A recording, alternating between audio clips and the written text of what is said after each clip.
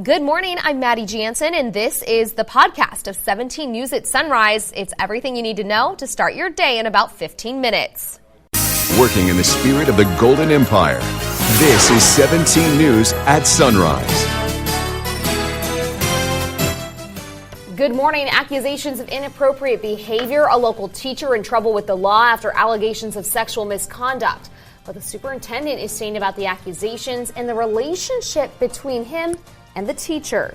Should Californians be reimbursed for those public safety power shutoffs? We'll tell you what the governor is saying this morning, plus what the CPUC is ordering PG&E to do before it cuts power again. Today we celebrate a special centenarian as she turns 102. Miram Kann reflects on her legacy, one that may have helped save the lives of hundreds of military pilots during World War II. 17's Tabitha Mills introduces us to this extraordinary woman. This is Tuesday, October 15th, 2019. Good morning. Great to have you with us. I'm Maddie Jansen alongside Alex Fisher. Looking forward to that story this morning. Absolutely. We're also talking about your forecast as we head into Tuesday. Let's check in with Kat. And temperatures yesterday were perfect, guys. We hit the lower 80s, 80 degrees, so pretty close to the normal of 81. Today we'll bring things up a few degrees. We're currently at 53 right now under no winds and clear skies. We're going to start out near 54, 76 as we approach noontime, and by 3 o'clock, 83 degrees. So still keeping in the 80s today, though. 32 degrees in Tehachapi, definitely a chilly start. Grab a jacket. You have a light wind out of the east-southeast at 5 miles per hour. And as we take a look at the day, starting out in those chilly 30s, 71 by noon, and by 3 o'clock, a light easterly wind at 8 and a temperature right near 74. We'll talk more weather in just a little bit, but first, let's see how the morning commute's going for you on this Tuesday. We'll send that over to Alex. All right, thanks so much, Kevin. Take you outside for the first time this morning to the 99 near White Lane, and that's not a parked semi in the middle of the road. It looks like our camera's frozen there. Everything else around the county, though, looking pretty good to start off your Tuesday morning. We'll have another check coming up in about 15 minutes. A McFarland teacher is in trouble with the law, accused of inappropriate sexual behavior with a student. McFarland police say officers arrested Elvia Gonzalez Saturday night. The McFarland Unified School District notified police after a student showed the McFarland High principal inappropriate content he said Gonzalez had sent him on his cell phone. District Superintendent District Superintendent J. Aaron Resendez sent a letter to the community calling the arrest shocking and disturbing, adding Gonzalez is a relative of his. The statement reads in part, the well-being of the student victim in this unfortunate situation is concerning, and our sympathies go out to him and his family. The district has made available counseling and other support services to assist them during this very difficult time. The district says it's placed Gonzalez on administrative leave. Anyone with information related to this case is asked to call McFarland Police at 792-2121. A massive wildfire burning in the Southland sparked below a high-voltage transmission tower owned by Southern California Edison. That's according to arson investigators with the Los Angeles Fire Department. The fire erupted on Thursday near Sylmar and quickly spread to the Granada Hills and Porter Ranch areas. Flames forced thousands to evacuate, but those orders were lifted over the weekend. At least 2 people died of suspected heart attacks. So far, flames have scorched nearly 8,400 acres. This morning, the fire is 44% contained. The cause is still under investigation. And the fire that broke out at a mobile home park in Riverside County is now 100% contained. The Sandalwood fire burned just over 1,000 acres near Cali Mesa. Flames destroyed 74 structures, including homes, and at least 2 people living at the mobile home park died. One was identified by the Riverside coroner as an 89-year-old woman. Nearly 2 million Californians were in the dark during a series of PG&E public safety power shutoffs. Now Governor Gavin Newsom wants the utility to pay back its customers. PG&E cut power to homes and businesses across the state because of a high fire threat. But the shutoffs caused confusion and frustration all over the state. Newsom sent a letter to the CEO of PG&E. In it, he says, quote, Californians should not pay the price for decades of PG&E's greed and neglect. PG&E's mismanagement of the power shutoffs experienced last week was unacceptable. We will continue to hold PG&E accountable to make radical changes, prioritizing the safety of Californians and modernizing its equipment, end quote. The governor says PG&E should offer customers a credit or rebate, $100 for homes, $250 for small businesses. State regulators are ordering PG&E to make changes before the utility can cut power again. The Public Utilities Commission outlined several actions for PG&E to take. Those actions include restoring power in less than 12 hours after a shutoff, minimizing the size and impact of these shutoffs in the future, making sure public information was readily available along with maps that clearly show who is being impacted. PG&E's website kept crashing last week because so many people were trying to find out if they would have their power cut off.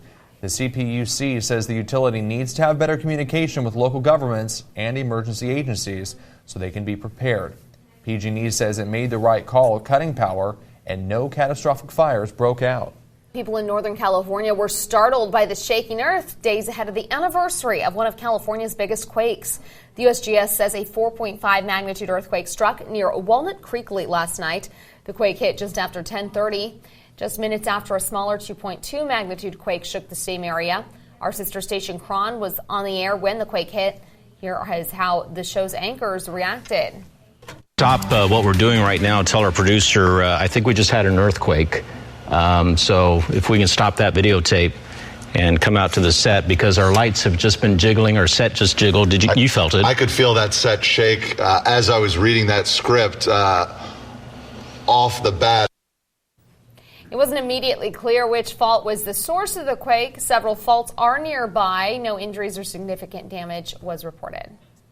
Dr. Lucy Jones, a seismologist who we followed closely after the earthquakes in Ridgecrest, posted this tweet last night about the Northern California quakes. It reads, the M4.5 quake at 10:33 p.m. was in the East Bay at 14 kilometers depth. Because any quake can be a foreshock, there is a slight increase in the chance of a bigger quake for the next few days at the same location near the Calaveras Fault. Last night's shaking comes less than 48 hours ahead of the 30th anniversary of the Loma Prieta earthquake. Just after 5 o'clock on October 17th, 1989, a 6.9 magnitude earthquake centered in the Santa Cruz Mountains that rattled the Bay Area and beyond. The quake killed 63 people and left more than 3,700 others hurt. The shaking cost nearly $10 billion in damage, with major roadways collapsing. And it all happened just minutes before Game 3 of the World Series between the San Francisco Giants and the Oakland A's. As a result, the series was put on hold for several days. This morning, the Fort Worth police officer who shot and killed a woman in her home is behind bars. Police arrested Officer Aaron Dean after he resigned yesterday. Fort Worth Police Chief Ed Cross said he planned to fire Dean before he resigned.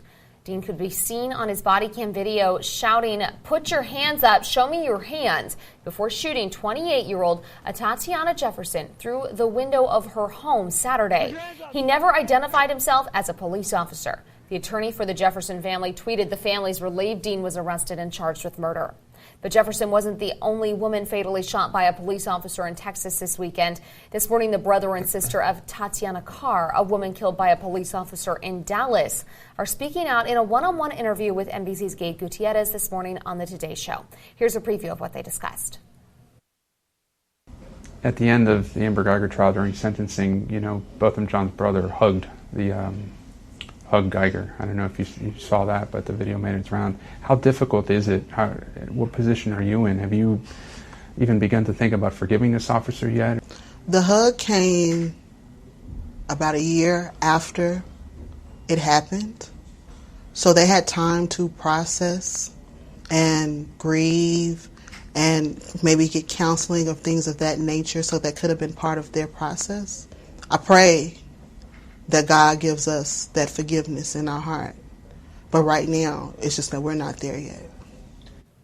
You can watch the full interview this morning on Today right here on TV 17. Today airs right after 17 News at Sunrise.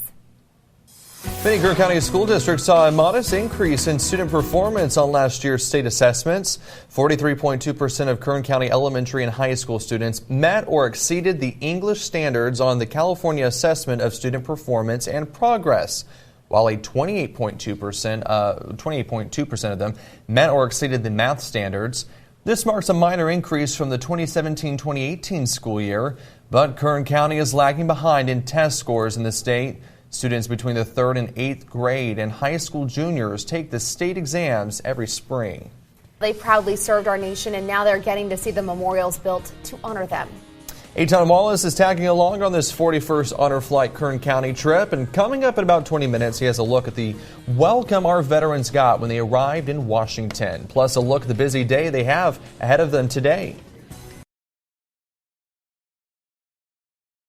Welcome back. She is 102 years old, and as noteworthy as that is, there is so much more to share about Miram Kann.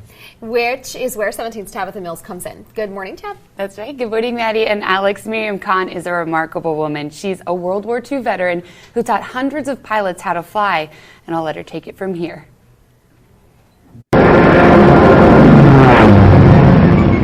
We know the images well.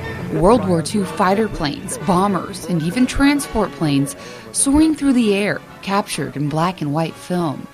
But what we may not know, it was women in the United States Coast Guard who helped train many of those pilots.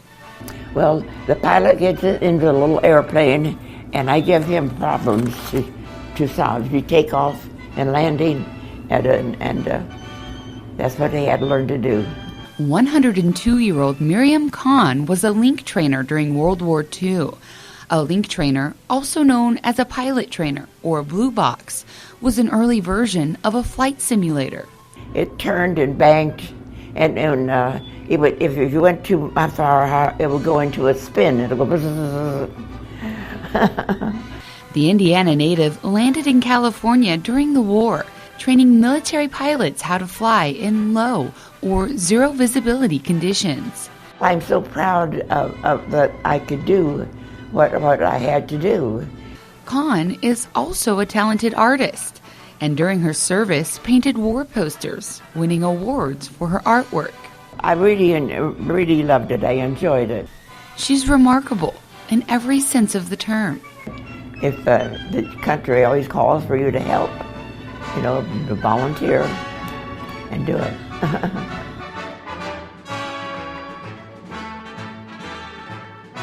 And Kann says after the war, many pilots credited her training with saving their lives. Wow, so cool. We've all met her through the Honor Flight breakfast, but I never knew her story. Yep, yeah, she is always so incredible to just talk to. And I love going to Honor Flight and just talking to her because she always has a different story. And every time she talks about one of her stories, I'm just blown away, And I don't think anybody would ever believe she's 102. No. She looks incredible. Close. Yeah, an Honor Flight is just great in general. Yeah. Eitan Wallace is out there right now covering the latest trip, and all of those veterans there. It's a joy to sit and talk to and hear their stories. Very cool. Thanks so much, Tab. Mm-hmm.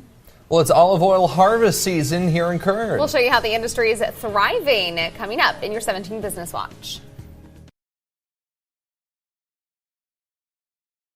KGET Business Watch is brought to you by Grapevine MSP Technology Services, the Valley's leading IT service provider.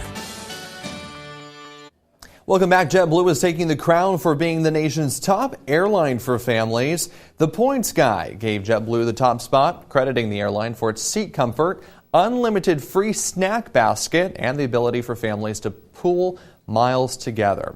In number 2, Southwest. That airline is being praised for its free bag policy and family-friendly boarding, but the airline was hurt by the fact that it's impossible to book flights more than 6 months in advance. Number 3 is Hawaiian, whose advantage is the nation's best on-time performance, but the Points Guy says its downside is a small route network. Well, it is officially olive oil harvest in Kern County, and local growers celebrated. 17's Karen Waugh toured Rio Bravo Ranch to see how the fruit is booming here in the Central Valley. At Rio Bravo Ranch, their extra virgin olive oil has won top awards in California. Local growers tell me our county is seeing a boom in the industry.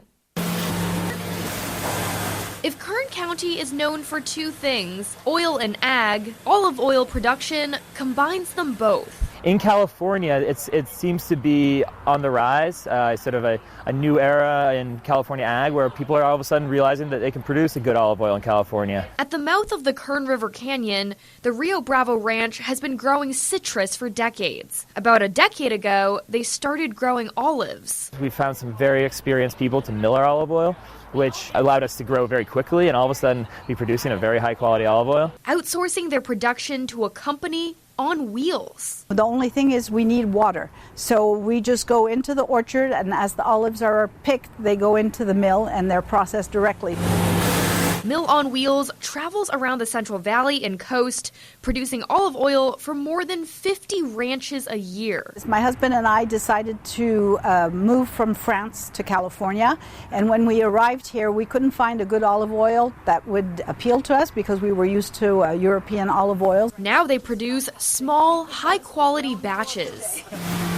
There's thousands of varieties of olives, but we grow 7 beautiful varieties. On just about 45 acres at Rio Bravo, compared to large-scale producers in Northern California. Down here, Bakersfield, the Central Coast, we are more artisan, boutique olives. Up there, there's big, huge ranches, and they're a little bit more industrial. Fruits of labor, all to be celebrated. Bakersfield will continue to celebrate its olive oil harvest this week, about 2 weeks earlier than the Central Coast. I'm Karen Hua, 17 News.